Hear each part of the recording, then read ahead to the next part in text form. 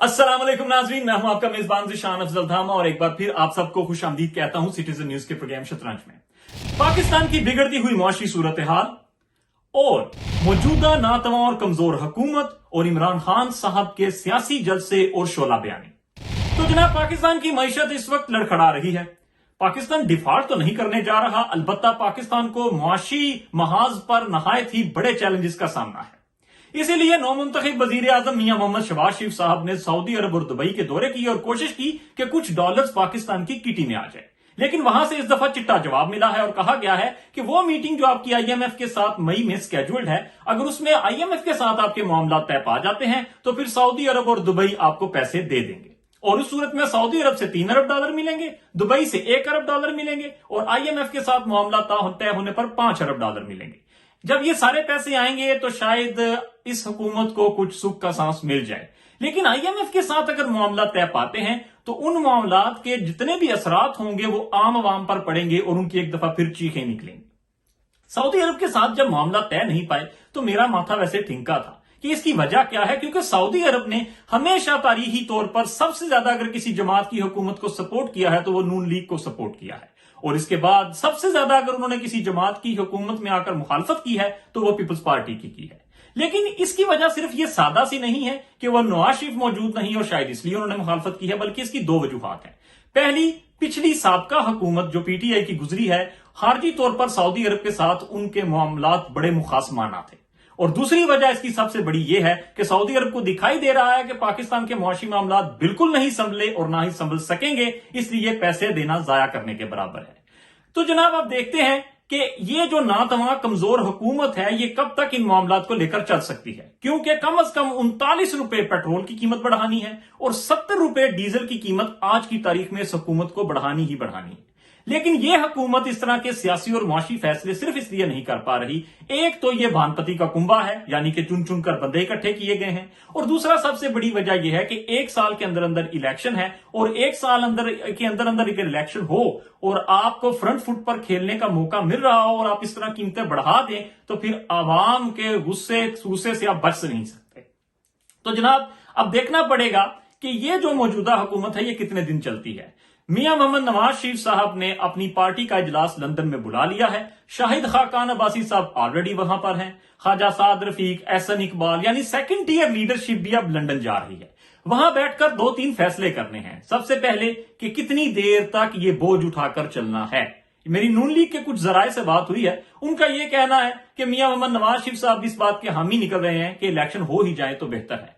तो ज्यादातर चांसेस ये हैं कि ये जो इलेक्शन है इन मामलात को तय किया जाए और इलेक्शन जल्दी करवाए जाए। और इस मीटिंग का दूसरा मकसद ये है कि मरियम नवाज और नवाज शरीफ साहब के जो फुटप्रिंट हैं उनको हुकूमत से कितनी देर तक दूर रखा जाए, क्योंकि हमारे अस्करी इदारों के जो बड़े लोग हैं, जो बड़े साहब हैं, उनको ये दो बंदे अभी तक सियासी तौर पर इनके फुटप्रिंट्स हुकूमत में नहीं चाहिए।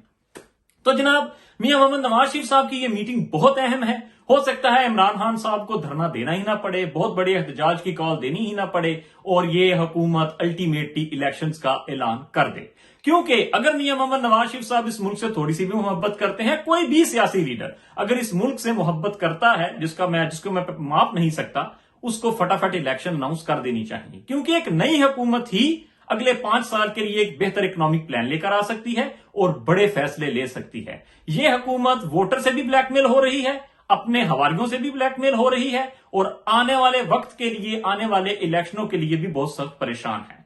तो भाई, सबसे बेहतरीन हाल इस वक्त यही है कि इलेक्शन करवाओ और एक बेहतर स्टेबल हुकूमत लेकर आओ ताकि मामला तय पा सकें। अब मेरा तीसरा मौजू इमरान खान साहब के बड़े बड़े जलसे और उनकी शोला बयानी। इमरान खान साहब बैकफुट पर थे, महंगाई की वजह से, अपनी डिलीवरी की वजह से, और ये जो इनकम्बेंसी फैक्टर है उन्हें बड़ा तंग कर रहा था। लेकिन जब से वो हुकूमत से बाहर आए हैं तब से वो फ्रंट फुट पर आ चुके हैं और वो जमात जो सबसे ज्यादा तकरीबन मकबूल थी, नून लीग, अब वो बैकफुट पर जा चुकी है।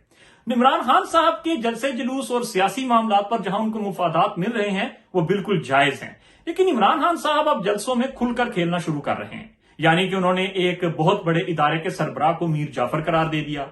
یعنی کہ فواد چودھری صاحب نے اپنے گھر میں ایک جلسہ ہوا ہے، اس میں کہہ دیا ہے کہ چوکیدار جب چور کو دیکھے تو اس کو چور کو روکنا چاہیے بلکہ اس کا ساتھ نہیں دینا چاہیے. تو یہ کھلا کھلا اٹیک ہے ان اداروں پر اور ان اداروں کے سربراہان پر جو کہ پاکستان کی سیاست کی نبض پر بڑا سخت ہاتھ رکھتے ہیں تو بھائی، اور اس کو محسوس بھی کرتے ہیں.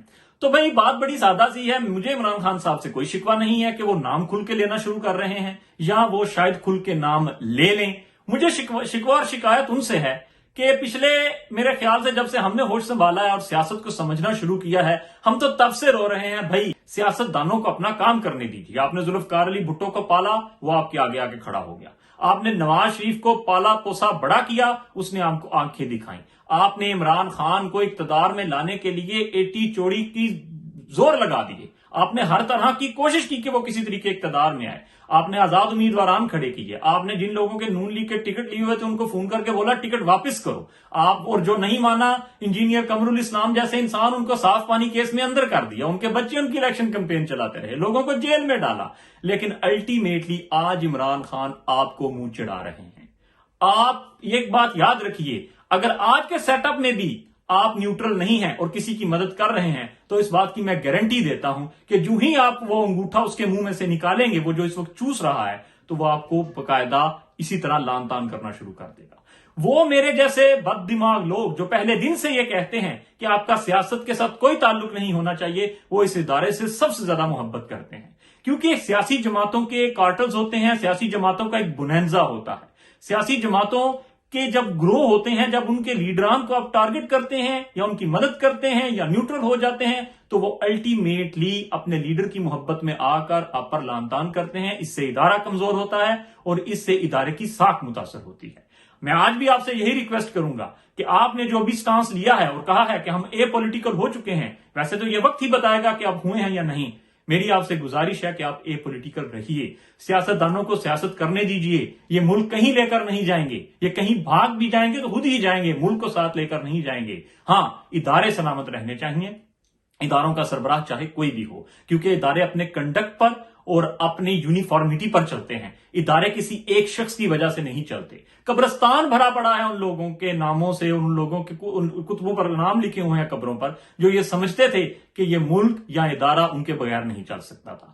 تو جناب، ایک تو فریش الیکشن جلدی ہو جائیں تو اس میں سب کی بھلائی ہے، دوسرا اس ملک کی معیشت سنبھالنے کے لیے ایک فریش حکومت چاہیے، اور تیسرا جناب عمران خان صاحب اتنا کھل کر سامنے آ جائیے کہ آپ کے جو ورکرز ہیں ان کو پتا چل جائے کہ یہ 7 سمندر پار کی سازش تھی، یہ کوئی آرگینک عدم اعتماد تھی، یا پھر آپ کو گھر کے چراغ سے ہی آگ لگ گئی ہے. آگے آپ خود سمجھدار ہیں، آپ ماشاءاللہ ان کے سپورٹرز مجھ سے بھی زیادہ سمجھدار ہیں. تو بھائی اس طرف آئیے جس طرف آپ کو زیادہ سے زیادہ نقصان پہنچا ہے، اور سیاست کیجئے، نہ ان اداروں کی مدد لیجئے، نہ ان اداروں کے خلاف جائیے. آپ کی کامیابی کا واحد ایک راز ہوگا، اور وہ یہ کہ آپ آرگینک طریقے سے اقتدار میں آئیے تاکہ کوئی آپ کو بلیک میل نہ کر سکے. اپنے عزیز و اقارب رشتہ داروں کا بہت زیادہ خیال رکھیے گا. پروگرام کو لائک کیجیے گا، شیئر کیجیے گا اور سبسکرائب کیجیے گا. پاکستان زندہ باد، پاکستان قائم پائندہ باد. ہم سب ایک ملک کے شہری ہیں اور ہم سب کا نمائندہ نیوز چینل سٹیزن نیوز، ہر شہری باخبر.